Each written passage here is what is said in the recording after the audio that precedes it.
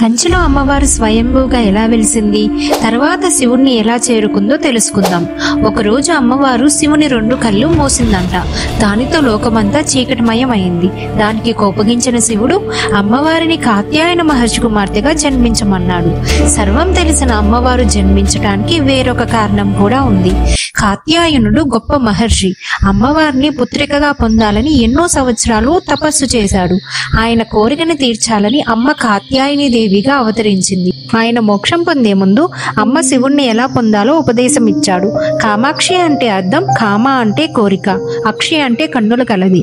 తన కళ్ళతో భక్తుల్ని ఆశీర్వదించి వాళ్ళ కోరికలను తీరుస్తుంది. అలాగే కాంచీపురాన్ని కంచి కామకోటి అని కూడా అంటారు. అంటే మనం అక్కడ ఏమి చేసినా 1,000 రెట్లు ఫలితం ఇస్తుంది. ఈ శక్తిని గుర్తించే శంకరాచార్యుల వారు అక్కడ కామకోటి పీఠాన్ని నిర్మించారు. కాత్యాయన మహర్షి కూతురుగా జన్మించిన కాత్యాయని దేవికి శివుణ్ణి భర్తగా పొందడానికి తన తండ్రి తనకి ఇసుకతో పాటు కొన్ని వస్తువుల్ని ఇచ్చి ఎక్కడైతే ఈ వస్తువులన్నీ చెట్లుగా మారతాయో ఆ ప్రదేశంలో తపస్సు చేయమన్నాడు. కాంచీపురం చేరుకోగానే అవన్నీ చెట్లుగా మారాయి. అక్కడ అమ్మవారు తన చేతులతో తానే స్వయంగా ఇసుకతో శివలింగాన్ని ప్రతిష్ఠించింది. అమ్మవారిని పరీక్షింపదలిచి శివుడు గంగా ప్రవాహాన్ని అంతలో పార్వతీదేవి భయంతో గట్టిగా ఆ శివలింగాన్ని కౌగిలించుకోవటం వల్ల ఆమె కంఠాభరణం యొక్క గుర్తులు శివలింగం పైన పడ్డాయి. ఇప్పటికీ శివలింగం మీద ఆ గుర్తులు మీరు చూడవచ్చు. ఆ స్పర్శకు శివుడు గంగను ఆపి తానే ప్రత్యక్షమై పార్వతీదేవిని దగ్గరకు తీసుకున్నాడట.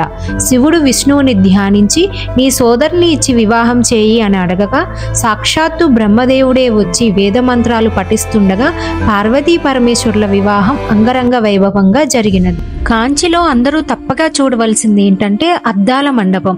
అక్కడ కిటికీ నుంచి చూస్తే అంతరాలయంలో ఉన్న మూల విరాట్ దర్శనమిస్తుంది.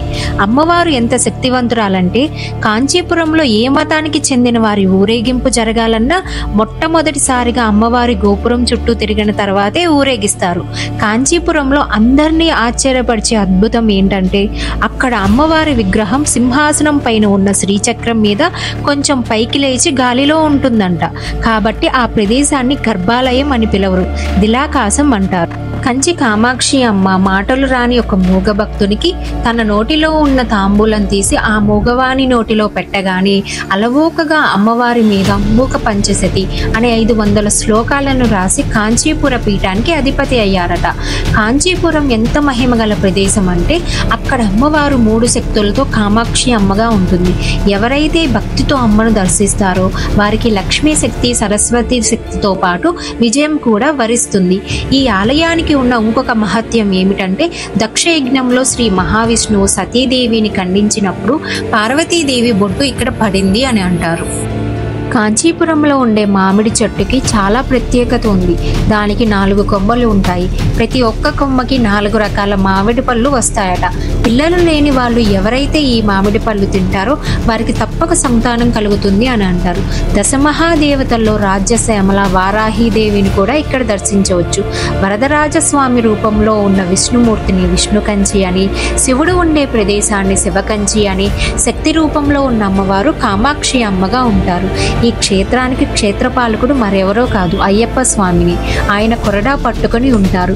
ఈ ప్రత్యేకమైన స్వరూపాన్ని మీరు కంచిలోనే చూస్తారు. మరెన్నో ఆలయాల గురించి, వాటి చరిత్రల గురించి తెలుసుకోవాలనుకునే ప్రతి ఒక్కరూ మన ఛానల్ని తప్పకుండా సబ్స్క్రైబ్ చేసుకోండి.